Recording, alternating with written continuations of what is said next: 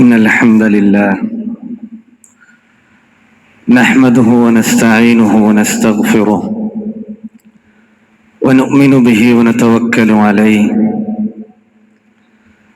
ونعوذ بالله من شرور أنفسنا ومن سيئات أعمالنا من يهده الله فلا مضل له ومن يضلل فلا هادي له وأشهد أن لا إله إلا الله وحده لا شريك له وأشهد أن محمدا عبده ورسوله أرسله بالهدى ودين الحق ليظهره على الدين كله ولو كره المشركون اللهم صل على محمد وعلى آل محمد كما صليت على إبراهيم وعلى آل إبراهيم إنك حميد مجيد اللهم بارك على محمد وعلى آل محمد كما باركت على إبراهيم وعلى آل إبراهيم إنك حميد مجيد أما بعد فإن خير الكلام كلام الله وخير الهدي هدي محمد صلى الله عليه وسلم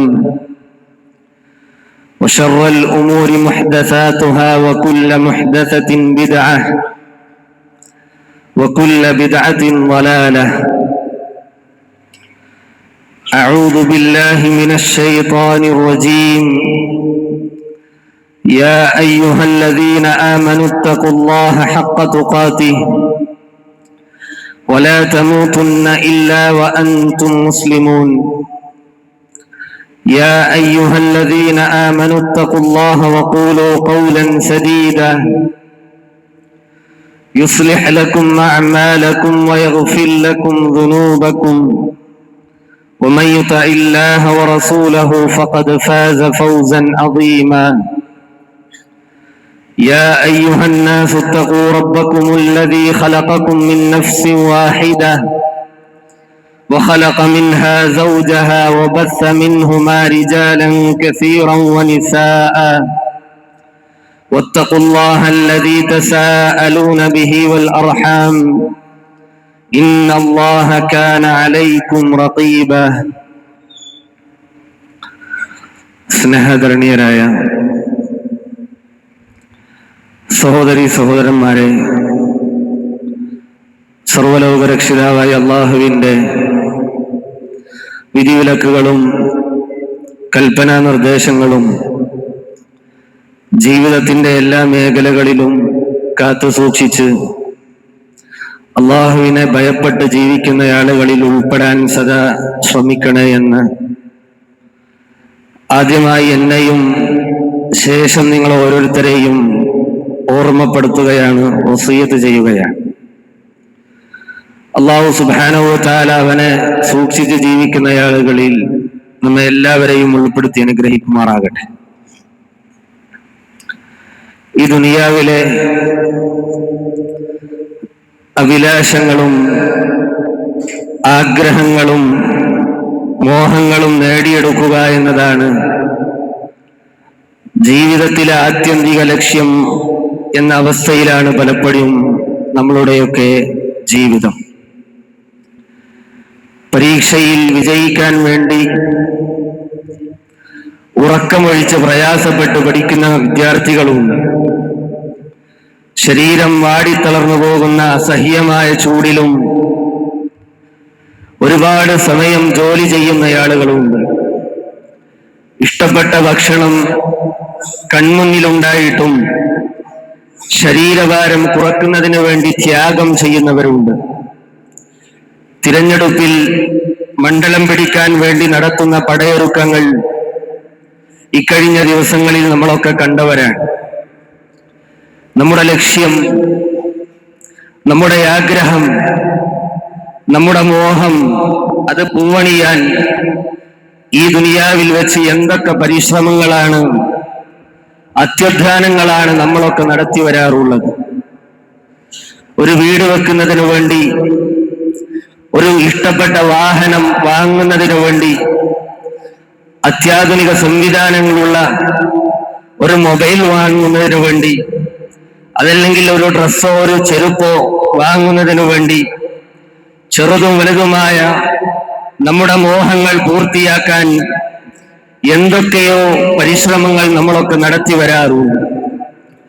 അങ്ങനെ നമ്മൾ ആഗ്രഹിച്ച ഒരു കാര്യം, ഓരോ സ്വപ്നങ്ങൾ അതൊക്കെ പൂവണിയുമ്പോൾ എന്റെ ജീവിതം ധന്യമായിരിക്കുന്നു എന്ന് നമ്മുടെ മനസ്സുകളിൽ പെരുമ്പറ മുഴങ്ങുമ്പോൾ, നൈമിഷികമായ ഈ ദുനിയാവിലെ ഓരോ മോഹങ്ങൾ നെഞ്ചിലേറ്റി അത് പൂവണിയുന്നതാണ് ജീവിതമെന്നും, അത് സഫലമായില്ലെങ്കിൽ പിന്നെ ആയുസ് പാഴായി പോയി എന്നൊക്കെ വിചാരിക്കുന്ന ഒരു തലമുറയോട് പരിശുദ്ധ ഖുർആൻ ഓർമ്മപ്പെടുത്തുന്ന വളരെ സുപ്രധാനമായ ഒരു അധ്യാപനമുണ്ട്.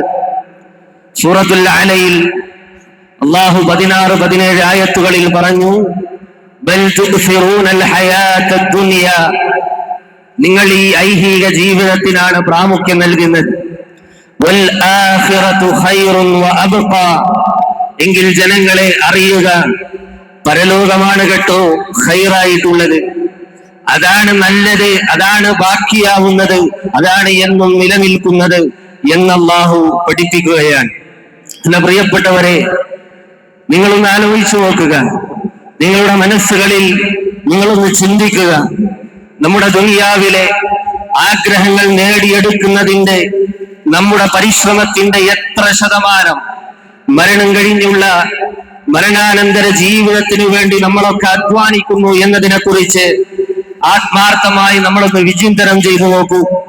ഇവിടെ ഒരുമിച്ച് കൂടിയ, ഈ പള്ളിയിൽ ഒരുമിച്ച് കൂടിയ പ്രിയപ്പെട്ടവരെ, എന്റെ ഈ ശബ്ദം കേൾക്കുന്നവരെ, നമ്മൾ മരണമുണ്ടെന്ന്, സ്വർഗമുണ്ടെന്ന്, നരകമുണ്ടെന്ന്, അവിടെ വിചാരണയുണ്ടെന്ന് ഞാൻ പറഞ്ഞ് പഠിപ്പിക്കേണ്ട ആവശ്യമില്ലെന്ന കൃത്യമായ ബോധ്യം എനിക്കുണ്ട്. റിസ്ക് എടുത്തിട്ടില്ലെങ്കിലും നമുക്കൊക്കെ സ്വർഗം കിട്ടും, നെവർ മൈൻഡ് ചെയ്താലും ഞാനൊക്കെ നരകത്തിൽ നിന്ന് രക്ഷപ്പെടും എന്ന് നമ്മുടെ മനസ്സിൽ നമ്മളോട് പറയാൻ എന്തർഹതയാണ് എനിക്കും നിങ്ങൾക്കും ഉള്ളത്? എങ്ങനെയാണ് നമുക്കങ്ങനെ ചിന്തിക്കാൻ കഴിയുക? കാരണം ഈ ദുനിയാവിൽ നിസ്സാരമായ ഓരോ വിഷയങ്ങളിൽ പോലും നമ്മൾ ചിന്തിക്കുന്നത് എന്താണ്? കാര്യങ്ങൾ നടക്കണമെങ്കിൽ കുറച്ചൊക്കെ റിസ്ക് എടുക്കണം, കുറച്ചൊന്ന് വിയർക്കേണ്ടി വരും, കൈ നനയാതെ കാര്യം നടക്കില്ല എന്ന് ദുനിയാവിന്റെ നിസ്സാരമായ വിഷയങ്ങളിൽ പോലും നമ്മൾ വാചാലരാകുന്നുവെങ്കിൽ, മരണം കഴിഞ്ഞുള്ള മരണാനന്തരമായ പ്രവിശാലമായ ആ ലോകത്ത് വിജയിക്കണമെങ്കിൽ എളുപ്പമങ്ങ് അവിടെ വിജയിച്ചു കളയാം എന്ന് നമ്മളൊക്കെ വിചാരിക്കുന്നുണ്ടോ? അം ഹസിബതും അൻ തദ്ഖുലുൽ ജന്ന, സ്വർഗത്തിലേക്ക് അങ്ങ് കടന്നു കളയാമെന്ന് ഒരു റിസ്കുമില്ലാതെ, ഒരു പരിശ്രമവുമില്ലാതെ, ഒരു അധ്വാനവുമില്ലാതെ അങ്ങ് കടന്നു കളയാം എന്ന് നിങ്ങളൊക്കെ വിചാരിക്കുന്നുണ്ടോ? മഹാനായ ഇമാം തിർമിദി അദ്ദേഹം ഉദ്ധരിക്കുന്ന ഒരു സഹിയായ ഹദീസിൽ കാണാം, നബി സല്ലല്ലാഹു അലൈഹി വസല്ലം പറഞ്ഞു, മൻ ഖാഫ അദ്ലജ വമൻ അദ്ലജ ബലഗൽ മൻസിൽ അലാ ഇന്ന സിൽഅത്തല്ലാഹി ഗാലിയ അലാ ഇന്ന സിൽഅത്തല്ലാഹി അൽ ജന്ന. നബി സല്ലല്ലാഹു അലൈഹി വസല്ലം പറയുന്നു, മൻ ഖാഫ അദ്ലജ്, ആരാണോ ശത്രുവിനെ അഥവാ അപകടത്തെ ഭയപ്പെടുന്നത്, അവൻ രാത്രി നേരത്തെ തന്നെ യാത്ര തിരിക്കുന്നതാണ്. വമൻ അദ്ലജ ബലഗൽ മൻസിൽ, ആരാണോ രാത്രി നേരത്തെ തന്നെ യാത്ര തിരിച്ചത്, അവൻ അവന്റെ ലക്ഷ്യസ്ഥാനത്ത് എത്തിച്ചേരുന്നതാണ്. അലാ ഇന്ന സിൽഅത്തല്ലാഹി ഗാലിയ, ജനങ്ങളെ നിങ്ങൾ അറിയണേ, അല്ലാഹുവിന്റെ വിഭവം അത് മൂല്യമുള്ളതാണ്, അത് വിലയേറിയതാണ്. അലാ ഇന്ന സിൽഅത്തല്ലാഹി അൽ ജന്ന, ജനങ്ങളെ അറിയുക, അത് അല്ലാഹുവിന്റെ സ്വർഗമാകുന്നു എന്നാണ്. എന്താ ഈ ഹദീസിൽ പറഞ്ഞത്? സഹോദരങ്ങളെ, എന്താണ് ഈ ഹദീസിന്റെ വിശദീകരണം? രാത്രി സമയം കൂടി യാത്ര ചെയ്താലേ തനിക്ക് ലക്ഷ്യസ്ഥാനത്ത് എത്താൻ സാധിക്കുകയുള്ളൂ എന്നൊരാൾക്ക് ബോധ്യപ്പെട്ടാൽ, അതായത് ഞാൻ നാളെ രാവിലെ 7 മണിക്ക് ഇന്ന സ്ഥലത്ത് എത്തണം എന്ന് ഒരാൾ ഉദ്ദേശിച്ചാൽ, ഇപ്പോൾ തന്നെ തലേന്ന് രാത്രി സഞ്ചരിച്ചാലേ ഞാൻ ഉദ്ദേശിച്ച സ്ഥാനത്ത് എത്തുകയുള്ളൂ എന്ന് അയാൾക്ക് ബോധ്യമുണ്ടെങ്കിൽ, ഉറക്കമൊഴിച്ചുകൊണ്ട് മയങ്ങാതെ വിശ്രമിക്കാതെ രാത്രിയിൽ അയാൾ സഞ്ചരിക്കാൻ തയ്യാറാകും. അങ്ങനെ അയാൾ ആ ലക്ഷ്യസ്ഥാനത്ത് എത്തിച്ചേരും. ഇതുപോലെയാണ് സ്വർഗം ലക്ഷ്യമാക്കുന്ന ഒരാളെ സംബന്ധിച്ചിടത്തോളം റബ്ബിന്റെ മഗ്ഫിറത്തും അവന്റെ വിശാലമായ റഹ്മത്തും ലക്ഷ്യമാക്കുന്ന ഒരാൾ സമയം അലക്ഷ്യമായി പാഴാക്കാതെ, ഒരു വേള ഉദാസീനതകളിൽ ഇടപെടാതെ, അയാൾ ആലസ്യങ്ങളിൽ മുഴുകാതെ ഇബാദത്തുകൾ കൊണ്ട് അത്യധ്വാനം ചെയ്യാൻ അയാൾക്ക് ആ ലക്ഷ്യം ആ രൂപത്തിൽ നേടിയെടുക്കാൻ സാധിക്കുമെന്നർത്ഥം. സ്വർഗം ലക്ഷ്യമാക്കുന്ന ഒരാൾ നേരം കളയാൻ അയാൾക്ക് നേരമില്ല, അയാൾ സമയം പാഴാക്കുകയില്ല. കഠിനമായ പരിശ്രമങ്ങളിൽ പരലോകത്തിനു വേണ്ടി അയാൾ സമയം ചിലവഴിക്കും എന്നർത്ഥം. ഇങ്ങനെ അത്യധ്വാനം ചെയ്യുമ്പോൾ മാത്രമേ സ്വർഗമെന്ന വിശാലമായ ലക്ഷ്യത്തിലേക്ക് ഒരാൾക്ക് എത്തിച്ചേരാൻ സാധിക്കുകയുള്ളൂ. അവസാന നിമിഷം വരെ കാത്തിരിക്കുന്ന ആളുകൾക്ക് ആ ലക്ഷ്യം നേടിയെടുക്കാൻ സാധ്യമല്ലെന്നാണ് നബി സല്ലല്ലാഹു അലൈഹി വസല്ലം പറയുന്നത്. അള്ളാഹു നൽകുന്ന സ്വർഗം അത് അമൂല്യമാണ്, അത് ഏറെ വിലയുള്ളതാണ്, അതിന് വലിയ മൂല്യമുണ്ട്. അത് വെറുതെ കിട്ടുന്ന ഒന്നല്ല. അതിന് കൃത്യമായ അധ്വാനവും ത്യാഗവും പരിശ്രമവും അതിലേറെ പ്രാർത്ഥനയും അനിവാര്യമാണ്. അല്ലാഹു സുബ്ഹാനഹു വ തആല സദാസമയവും നമ്മളെ നിരീക്ഷിക്കുന്നുണ്ടെന്നും അവന്റെ പതിസ്ഥാനത്തിരുന്ന് നമ്മളെ നോക്കിക്കൊണ്ടിരിക്കുകയാണ് എന്നും എന്റെ ലക്ഷ്യം അവന്റെ തൃപ്തിയും പ്രീതിയുമാണ് എന്നും തിരിച്ചറിയുന്ന ഒരാൾക്ക് അയാളുടെ ജീവിതമാകുന്ന യാത്ര എളുപ്പമായി തീരുന്നു. ഇല്ല എങ്കിൽ അതിന്റെ അടയാളങ്ങൾ, പ്രിയപ്പെട്ടവരെ, നമ്മുടെ ജീവിതത്തിലേക്ക് നമ്മൾ നോക്കിയാൽ തന്നെ നമുക്ക് ബോധ്യപ്പെടും. അതിന്റെ അടയാളങ്ങളിൽ നമ്മളിൽ തന്നെ ദൃശ്യമാകുന്നത് നിങ്ങൾക്ക് കാണാൻ പറ്റും. ഉദാഹരണമായി പറഞ്ഞാൽ, ഷോപ്പിങ്ങിന് പോയാൽ ആയിരങ്ങൾ ചിലവാക്കാൻ നമുക്ക് മടിയില്ല. എന്നാൽ അല്ലാഹുവിന്റെ മാർഗത്തിൽ ഒരു 10 രൂപ കൊടുക്കാൻ നമ്മൾ മടിക്കാറുണ്ട്. മണിക്കൂറുകളോളം മൊബൈൽ സ്ക്രീനുകൾക്ക് മുമ്പിൽ നോക്കിയിരിക്കാൻ പ്രയാസമില്ല.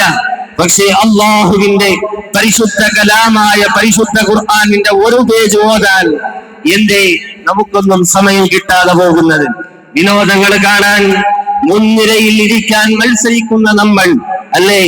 ഒരു ഗാനമേള ഉണ്ട് എന്നറിഞ്ഞാൽ ആദ്യമേ അവിടെ എത്തുന്ന നമ്മൾ, അതല്ലെങ്കിൽ ഒരു ഫുട്ബോൾ മത്സരം ഉണ്ട് എന്നറിഞ്ഞാൽ അതിന്റെ ടിക്കറ്റ് എടുക്കാൻ മുൻനിരയിൽ ഗാലറിയിൽ ഒന്നാമതെത്തുന്ന നമ്മൾ, പള്ളിയിൽ വരുമ്പോൾ എന്തുകൊണ്ടാണ് പിൻനിരയിലേക്ക് നമ്മൾ ഒതുങ്ങിപ്പോകുന്നത്? വാർത്തകളെ മുഴുവൻ കണ്ണടച്ചു വിശ്വസിക്കുന്ന നമുക്ക് അല്ലാഹുവിന്റെ വചനങ്ങളിൽ എന്തുകൊണ്ടാണ് ഇത്രയേറെ സംശയങ്ങൾ ഉണ്ടായിത്തീരുന്നത്? പരിശുദ്ധ ഖുർആനിൽ അല്ലാഹു സുബ്ഹാനഹു വ തആല പറയുന്ന ഒരു കാര്യമുണ്ട് സൂറത്തുൽ ഫാത്തിറിൽ, വഹും യസ്തരിഖൂന ഫീഹാ, അവർ ആ നരകത്തിൽ വെച്ച് അട്ടഹാസത്തോടുകൂടി കരഞ്ഞുകൊണ്ട് മുറവിളി കൂടും. എന്തേ കാരണമെന്നറിയോ? റബ്ബനാ അഖ്രിജ്നാ നഅമൽ സാലിഹൻ ഗൈറല്ലദീ കുന്നാ നഅമൽ. റബ്ബനാ, ഞങ്ങളുടെ രക്ഷിതാവേ, അഖ്രിജ്നാ, ഈ നരകത്തിൽ നിന്ന് ഞങ്ങളെ എങ്ങനെയെങ്കിലും നീ ഒന്ന് പുറത്തു കൊണ്ടുവാ അല്ലാഹ്.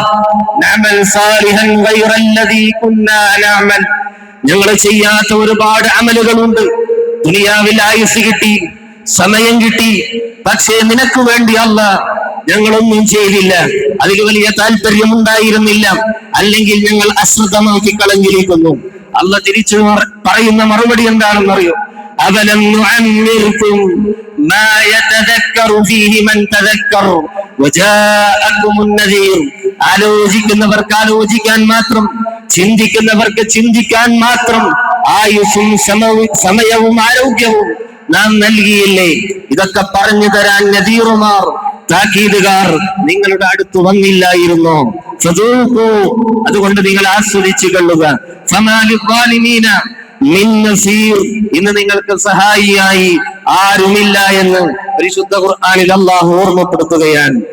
സഹോദരങ്ങളെ, സഹോദരികളെ, പരലോകത്തിന്റെ കാര്യത്തിൽ കൈമനയാതെ മീൻ പിടിക്കാമെന്ന തത്വം സ്വീകരിക്കുന്നത് ഏറ്റവും വലിയ വിഡ്ഢിത്തമാണ് എന്ന് നമ്മൾ തിരിച്ചറിയണം. നല്ല പരിശ്രമം ആവശ്യമാണ്.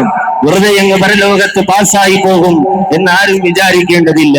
പരിശുദ്ധ ഖുർആനിൽ അല്ലാഹു പറഞ്ഞു, വമൻ അറാദൽ ആഖിറത വസഅ ലഹാ സഅയഹാ വഹുവ മുഅ്മിൻ ഫഉലൈക കാന സഅയുഹും മശ്കൂറ. സൂറത്തുൽ ഇസ്രാ 17-ാമത്തെ അധ്യായം 19-ാമത്തെ ആയത്താണ്.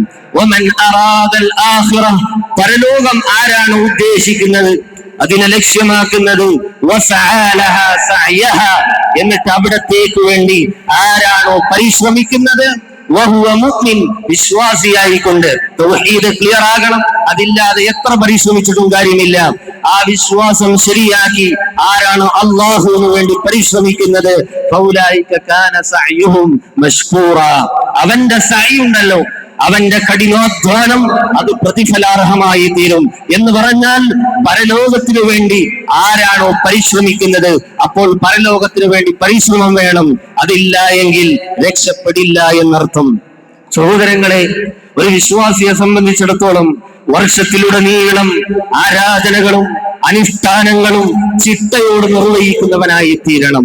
ഏതെങ്കിലും ഒരു സീസണിൽ മാത്രമല്ല, വിശ്വാസിക്കൊരു ചിട്ടയുണ്ടാകണം. ഏത് സമയവും റബ്ബിന്റെ തൃപ്തി എന്റെ ജീവിതത്തിൽ ഉണ്ടാകണം, അവന്റെ കാരുണ്യവും റഹ്മത്തും സദാ എന്നിൽ ചൊരിഞ്ഞുകൊണ്ടിരിക്കണം എന്ന ഒരു ചിന്തയും ആ രൂപത്തിലുള്ള ഒരു ചിട്ടയും അവന്റെ ജീവിതത്തിൽ ഉണ്ടാകൽ അനിവാര്യമാണ്. ഉദാഹരണമായി പറഞ്ഞാൽ, വെള്ളിയാഴ്ച സൂറത്തുൽ കഹ്ഫ് പാരായണം ചെയ്യുന്നു, പ്രവാചകന്റെ പേരിൽ ഒരുപാട് സ്വലാത്തുകൾ അധികരിപ്പിക്കുന്നു. എന്നാൽ മറ്റു ദിവസങ്ങളിൽ അവൻ ഖുർആൻ ഓതാറില്ല, ഒരു തവണ പോലും സ്വലാത്ത് ചൊല്ലാറില്ല എന്ന അവസ്ഥ ഒരു വിശ്വാസിക്കില്ല. എപ്പോഴും അവന്റെ ജീവിതം അള്ളാഹുവുമായി ബന്ധപ്പെട്ടിരിക്കണം എന്നർത്ഥം. റമദാനിന്റെ കാര്യത്തിലും അങ്ങനെ തന്നെ, അത് കാത്തു സൂക്ഷിക്കാൻ കഴിയും. റമദാൻ വന്നപ്പോ ഓതാൻ ആർക്കും മടിയുണ്ടായിരുന്നില്ല, സുന്നത്ത് നിസ്കാരങ്ങളൊക്കെ ശ്രദ്ധിച്ചിരുന്നു, ദിക്റുകളും സ്വലാത്തുകളും ദുആകളും വർദ്ധിപ്പിച്ചിരുന്നു, ജമാഅത്തിന്റെ കാര്യത്തിലൊക്കെ ശ്രദ്ധയുണ്ടായിരുന്നു. ശവ്വാലിലേക്ക് കടന്നതിന് ശേഷം പിന്നെ ഖുർആൻ തൊട്ടിട്ടില്ലെങ്കിൽ, സഹോദരങ്ങളെ, നമ്മ റമദാനിൽ നിരീക്ഷിച്ച അതേ അല്ലാഹുവാണ് ഇപ്പോഴും നമ്മളെ നോക്കിക്കൊണ്ടിരിക്കുന്നത് എന്ന ബോധ്യം നമുക്കുണ്ടാകണം. ശവ്വാലിൽ കടന്നതിന് ശേഷം ഒരു പേജ് പോലും ഖുർആൻ ഓതാൻ നമ്മൾ സമയം കണ്ടെത്തിയില്ലെങ്കിൽ, ഈ കണ്ണ് തന്ന അല്ലാഹുവോട്, ഈ കാത് തന്ന അല്ലാഹുവോട്, ഈ സംസാരിക്കാനുള്ള നാവ് തന്ന അല്ലാഹുവോട്, നമ്മുടെ ഹൃദയങ്ങൾ തന്ന അല്ലാഹുവോട്, ശരീരത്തിലെ ഓരോ അനുഗ്രഹങ്ങളും തന്ന അല്ലാഹുവോട് എന്ത് നന്ദിയാണ് ഈ ഞാനും നിങ്ങളും ഒക്കെ ചെയ്തിട്ടുള്ളത്. ആലോചിച്ചിട്ടുണ്ടോ നിങ്ങൾ? എന്തുകൊണ്ടാണ് ദുനിയാവിലെ നിസ്സാരമായ വിഷയങ്ങൾക്ക് പോലും കഠിനമായ അധ്വാനങ്ങൾ നടത്തുന്ന നമ്മൾ, മരണം കഴിഞ്ഞുള്ള മരണാനന്തര ജീവിതമായ പരലോക ജീവിതത്തിലെ വിശാലമായ ലോകത്തിന് വേണ്ടി 1% പോലും നമ്മളൊന്നും പരിശ്രമിക്കാത്തത്? നോക്കൂ നിങ്ങൾ, മഹാനായ അബൂദർ റളിയല്ലാഹു അൻഹു അദ്ദേഹം പറയാറുണ്ട്, യാ അയ്യുഹന്നാസ്, ഓ ജനങ്ങളെ, ഇന്നി ലക്കും നാസിഹുൻ, ഞാൻ നിങ്ങളോട് ഏറെ ഗുണകാംക്ഷയുള്ളവനാണ്.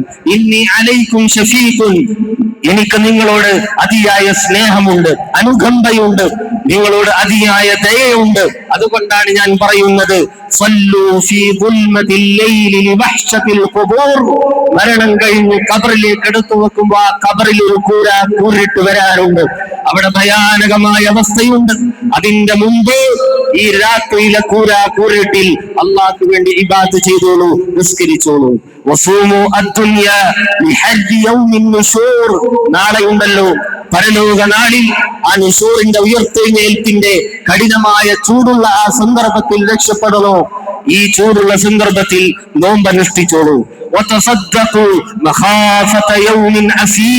കഠിനകഠോരമായ പ്രയാസകരമായ ആ അന്ത്യനാളിന്റെ ഘട്ടത്തിൽ വിജയിക്കണോ, ഇപ്പോൾ നന്നായി സ്വതക്ക വർദ്ധിപ്പിച്ചോളൂ.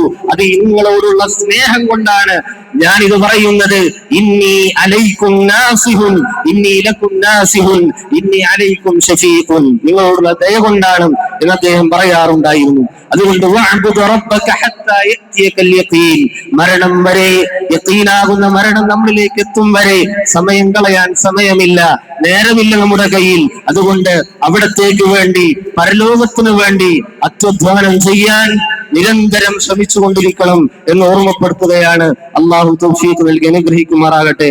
അഖൂലു ഖൗലി ഹാദാ അസ്തഗ്ഫിറുല്ലാഹ ലി വലക്കും വലിജമീഇൽ മുസ്ലിമീന മിൻ കുല്ലി ദംബ് വസ്തഗ്ഫിറൂ ഇന്നഹു ഹുവൽ ഗഫൂറുർ റഹീം.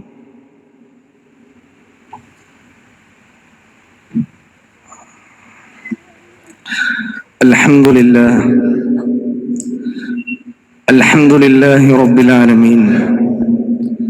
الصلاة والسلام على رسوله الأمين وعلى آله وصحبه أجمعين أما بعد رب اشرح لي صدري ويسر لي أمري واحلل عقدة من لساني يفقهوا قولي അല്ലാഹുവെ സൂക്ഷിച്ച് ജീവിക്കണമെന്ന് ഒരിക്കൽ കൂടി ഉപദേശിക്കുകയാണ്, വസിയത്ത് ചെയ്യുകയാണ്. അല്ലാഹു സുബ്ഹാനഹു വ തആല നമ്മെ ഏൽപ്പിച്ചിട്ടുള്ള അമാനത്താണ് നമ്മുടെ മക്കൾ. ആ അമാനത്ത് എങ്ങനെ കൈകാര്യം ചെയ്യണം എന്നതിനും കൃത്യമായി ഇസ്ലാമിൽ അധ്യാപനങ്ങളുണ്ട്. ഏകദേശം 3-3.5 വയസ്സ് മുതൽ നമ്മുടെ കുട്ടികളുടെ പഠനകാലം ആരംഭിക്കുകയാണ്. പകൽ സമയത്ത് ദീർഘമായ മണിക്കൂറുകൾ അധ്യാപകരുടെയും സഹപാഠികളുടെയും കൂടെയാണ് അവരുള്ളത്. സ്വാഭാവികമായും അവരുടെ സ്വഭാവ രൂപീകരണം, വ്യക്തിത്വ വികാസങ്ങൾ, ഇതിലൊക്കെ തങ്ങൾക്ക് വലിയ റോളില്ലെന്നാണ് ചില രക്ഷിതാക്കളെങ്കിലും തെറ്റിദ്ധരിച്ചിട്ടുള്ളത്. എന്നാൽ ഈ അവധിക്കാലത്ത് അവർ നമ്മളോടൊപ്പമാണ്. പൂർണ്ണമായും നമ്മുടെ കുട്ടികൾ നമ്മളോടൊപ്പമുണ്ട്. അവരെ ചേർത്ത് പിടിക്കേണ്ട ഒരു സന്ദർഭമാണ് ഈ അവധിക്കാലം എന്ന് പറയുന്നത്. അവരിൽ ഉണ്ടാവേണ്ട ഗുണങ്ങളും നന്മകളും മാറ്റങ്ങളും പരിവർത്തനങ്ങളും കൃത്യമായി ആസൂത്രണം ചെയ്യേണ്ടുന്ന ഒരു സാഹചര്യം കൂടിയാണ്. നമുക്കറിയാമല്ലോ, ഇന്നത്തെ കാലഘട്ടം എന്ന് പറയുന്നത് ഒരു മൊബൈലിന്റെ സോഷ്യൽ മീഡിയ കാലഘട്ടമാണ്. തീർച്ചയായും ഇതൊരു അഡിക്ഷനാണ്, ഒരു ഡ്രഗ് അഡിക്ഷൻ പോലെ തന്നെയാണ് അതിനെ നമ്മളൊക്കെ മനസ്സിലാക്കേണ്ടത്. കുട്ടികളുടെ വർദ്ധിച്ചു വരുന്ന മൊബൈൽ ഉപയോഗവുമായി ബന്ധപ്പെട്ട് അതിനെ നിയന്ത്രണങ്ങൾ വരുത്താൻ രക്ഷിതാക്കൾ മുതിരുമ്പോൾ നമ്മൾ ആദ്യം ശ്രദ്ധിക്കേണ്ടത്, അത് ആദ്യം നിയന്ത്രിക്കാൻ തുടങ്ങേണ്ടത് നമ്മളിൽ നിന്ന് തന്നെയാണ്. മുതിർന്നവരായ നമ്മൾ എത്ര സമയം ഫോണുകൾക്ക് മുമ്പിൽ, സോഷ്യൽ മീഡിയകൾക്ക് മുമ്പിൽ, റീൽസുകൾക്ക് മുമ്പിൽ ചെലവഴിക്കുന്നു എന്നതിനെ കുറിച്ച് നമ്മൾ ആദ്യം ഒരു സ്വന്തത്തോട് നമ്മൾ ചോദിക്കേണ്ട ഒരു ചോദ്യമാണ്. മറ്റേത് അഡിക്ഷനേക്കാളും സോഷ്യൽ മീഡിയ എന്ന അഡിക്ഷൻ കുട്ടികളിൽ ഉണ്ടാക്കുന്ന അപകടം വളരെ വലുതാണ്. അത് നമ്മൾ മനസ്സിലാക്കണം. കുട്ടികളിൽ ഉണ്ടാകുന്ന വയലൻസുകൾക്ക്, അവർ ചെന്ന് ചാടാൻ സാധ്യതയുള്ള സെക്ഷുവൽ പ്രശ്നങ്ങൾക്ക് എല്ലാം അടിസ്ഥാനം യഥാർത്ഥത്തിൽ സോഷ്യൽ മീഡിയയാണ്. പല രാജ്യങ്ങളും നോക്കൂ നിങ്ങൾ, പല നിയന്ത്രണങ്ങളും ഈ സോഷ്യൽ മീഡിയ ഉപയോഗിക്കുന്നതിന് അവർ കൊണ്ടുവരികയാണ്. 16 വയസ്സിന് താഴെയുള്ള കുട്ടികൾക്ക് സ്വന്തമായി സോഷ്യൽ മീഡിയ അക്കൗണ്ടുകൾ പാടില്ല, അത് ബാല്യത്തെ സംരക്ഷിക്കാനുള്ളതാണ് എന്നാണ് അവർ പറയുന്നത്. ഓസ്ട്രേലിയ പോലെയുള്ള ലോക രാജ്യങ്ങൾ ഇങ്ങനെയുള്ള നിയമങ്ങൾ കൊണ്ടുവരികയാണ്. ഇനി ആ കുട്ടികൾക്ക് ഫോൺ കൊടുക്കുന്നുണ്ടെങ്കിൽ തന്നെ രക്ഷിതാക്കൾ അതിൽ പ്രത്യേകമായ ചില ശ്രദ്ധകൾ, ഒരു പാരന്റൽ കൺട്രോൾ വളരെ ആവശ്യമാണ്. ഇന്ന് പല ആപ്പുകളുമുണ്ട്. ഗൂഗിൾ ഫാമിലി ലിങ്ക് പോലെയുള്ള ആപ്പുകൾ ഉപയോഗിച്ച് കുട്ടികൾ എന്ത് കാണുന്നു എന്നതിനെ സംബന്ധിച്ച് കൃത്യമായ ഒരു ധാരണ രക്ഷിതാക്കൾക്ക് ഉണ്ടായിരിക്കണം. അല്ല എങ്കിൽ വലിയ അപകടങ്ങൾ അഭിമുഖീകരിക്കേണ്ടി വരും. സൈബർ തട്ടിപ്പുകൾ, അശ്ലീലമായ ഉള്ളടക്കങ്ങൾ, അക്രമാസക്തമായി വളർത്തിക്കൊണ്ടിരിക്കുന്ന, അതല്ലെങ്കിൽ അക്രമവാസന വളർത്തിക്കൊണ്ടിരിക്കുന്ന ഗെയിമുകൾ, ഇതിൽ നിന്നൊക്കെ നമ്മുടെ കുട്ടികൾ രക്ഷപ്പെടണമെങ്കിൽ തീർച്ചയായും ഒരു ശ്രദ്ധ അനിവാര്യമാണ്. സ്വാഭാവികമായും ഒരു ചോദ്യമുണ്ട്, എങ്ങനെ ഈ കാലഘട്ടത്തിൽ മൊബൈൽ ഇല്ലാതെ ജീവിക്കും? മക്കൾക്ക് മൊബൈൽ കൊടുക്കാതെ എങ്ങനെ ജീവിക്കും? തീർച്ചയായും അതിൽ ഒരു ബദൽ സംവിധാനം ആവശ്യമാണ്. ചില ഓഫ്ലൈൻ ആക്ടിവിറ്റീസുകൾ നമ്മുടെ കുട്ടികൾക്ക് നമ്മൾ നൽകേണ്ടതുണ്ട്. വായനാശാലകൾ അതിന് കൃത്യമായി പ്രയോജനപ്പെടുത്തണം. വായന എന്ന ഹോബിയേക്കാൾ മറ്റേത് നല്ല ഹോബിയാണുള്ളത്. അതുകൊണ്ട് വായനാശാലകൾ വളരട്ടെ, അതിന് കൃത്യമായി പ്രയോജനപ്പെടുത്തട്ടെ. രക്ഷിതാക്കൾ നമ്മുടെ മക്കൾക്ക് വേണ്ടി നല്ല നല്ല പുസ്തകങ്ങൾ വായിക്കൊടുക്കാൻ ശ്രദ്ധിക്കണം. അതുപോലെ കളിക്കളങ്ങളിലേക്ക് അവരെ നിങ്ങൾ പറഞ്ഞയക്കണം. വീട്ടിനുള്ളിലെ സ്ക്രീൻ ജീവിതങ്ങളിൽ നിന്ന് മാറി അവരെ മൈതാനങ്ങളിലേക്ക് നിങ്ങൾ പറഞ്ഞയക്കുക. ശാരീരിക ആരോഗ്യം മെച്ചപ്പെടുത്താനും ഒരു സെൽഫ് കോൺഫിഡൻസ്, ഒരു ആത്മവിശ്വാസം വർദ്ധിക്കാനും അത് തീർച്ചയായും സഹായിക്കും. അതുപോലെ സ്റ്റുഡൻസ് ഈ അവധിക്കാലത്ത് സംഘടിപ്പിക്കുന്ന ഇങ്ങനെയുള്ള പല കാര്യങ്ങളുമുണ്ട്. സമ്മർ ക്യാമ്പുകൾ, അതിലൊക്കെ അത് ഇവിടെയുമുണ്ട് ഇൻഷാ അല്ലാഹ്. അതിലൊക്കെ നിങ്ങൾ നിങ്ങളുടെ മക്കളെ പറഞ്ഞയക്കാൻ ശ്രദ്ധിക്കണം എന്നുകൂടി ഓർമ്മപ്പെടുത്തുകയാണ്. അതിന്റെ ഒക്കെ മുമ്പ് നമ്മൾ പറയുന്ന കാര്യങ്ങൾ നമ്മുടെ മക്കൾക്ക് സ്വാധീനം ഉണ്ടാകണമെങ്കിൽ ഉമ്മയും ഉപ്പയും നന്നാവണം. നമ്മൾ ചെയ്യുന്ന ഒരു കാര്യം മക്കളോട് ചെയ്യരുത് എന്ന് പറഞ്ഞത് കൊണ്ട് അർത്ഥമില്ല. അവർ തീർച്ചയായും നമ്മളെയാണ് നോക്കുന്നത്. അതുകൊണ്ട് രക്ഷിതാക്കളെ, ഉമ്മമാരെ, ഉപ്പമാരെ നമ്മളൊരു മാതൃകയായി തീരുക. സ്വയം തിരുത്താൻ ഈഗോകൾ മാറ്റിവെച്ച് തെറ്റാണെങ്കിൽ ഞാൻ അത് തിരുത്തും എന്ന രൂപത്തിൽ അങ്ങനെയുള്ള ഒരു മാറ്റങ്ങൾ നമ്മളിൽ കൊണ്ടുവരാൻ നമ്മൾ ശ്രദ്ധിക്കുക. കുട്ടികളെ നന്നാക്കുന്നതിന് മുമ്പ് സ്വന്തം തെറ്റുകൾ തിരുത്തുക എന്നത് വളരെ പ്രധാനപ്പെട്ട കാര്യമാണ്. കാരണം കുട്ടികളുടെ കണ്ണുകൾ രക്ഷിതാക്കളെയാണ് പിന്തുടരുന്നത് എന്ന തത്വം നമ്മളൊക്കെ മനസ്സിലാക്കുക. സ്ക്രീൻ സമയം കുറക്കുക, മക്കളോട് ഫോൺ മാറ്റാൻ പറയുന്ന രക്ഷിതാവ് ആദ്യം സ്വയം സ്ക്രീൻ സമയം കുറച്ചുകൊണ്ട് അവരോടൊപ്പം ഈ അവധിക്കാലം സമയം ചിലവഴിക്കാൻ പ്രത്യേകം ശ്രദ്ധിക്കണം.